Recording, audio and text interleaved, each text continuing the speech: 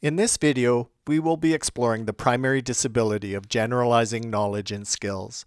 Generalizing information refers to the transfer and application of learning to new situations and contexts. For some individuals with FASD, taking knowledge, behaviors, and skills learned in one setting and applying them to others can be a challenge. For many of our students, seemingly similar situations may seem like new ones. What makes this a challenge is that no two situations or contexts are ever exactly the same. The people present may be different, the classroom or setting may be different, the sequence of events may be different, or even the time of day can throw our students off.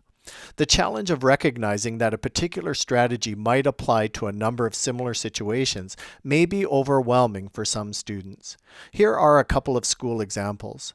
Jen has learned the rule of raising her hand if she has something to share in her home classroom. However, Jen struggles to apply this behavior in the library and the gym. Bob gets into many conflicts on the playground because he forces his way into games. In structured and supervised playgroups with minimal or no prompting, Bob is able to ask to join in someone else's game. He is not yet able to do this on his own on the playground. We often hear from educators that their students respond to each situation like it's a first-time occurrence, and that there seems to be a disconnect with any previous learning. When we understand these generalizing difficulties as a brain characteristic, we understand why students may struggle, and it allows us to develop more appropriate supports. So how do we support a student who lives with challenges in generalizing information? Firstly, we need to take the time to know our students well and to identify that generalizing is an area the student is challenged by. Having this information helps all educators to respond in a more effective manner. Here are some other ideas for supporting a student who has difficulties in this area.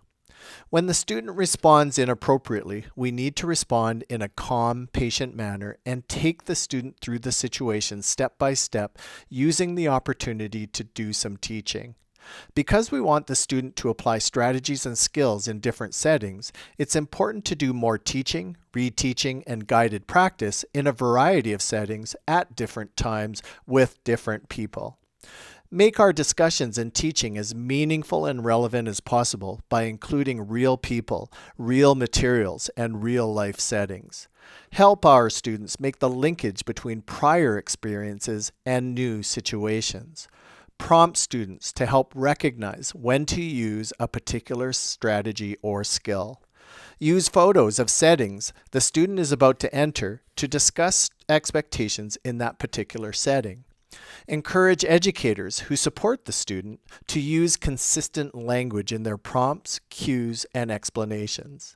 Assess and use check-ins. If progress has stalled, then reteach and offer more practice opportunities.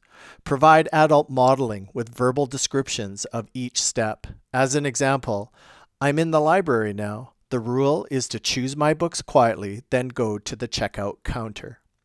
Use social stories as a cue to expectations in different environments. Provide routine, structure, and consistency. Provide advance warning of an upcoming change and preload expected behaviors. And finally, consider the use of role play to practice responses to different situations. Repetition is key.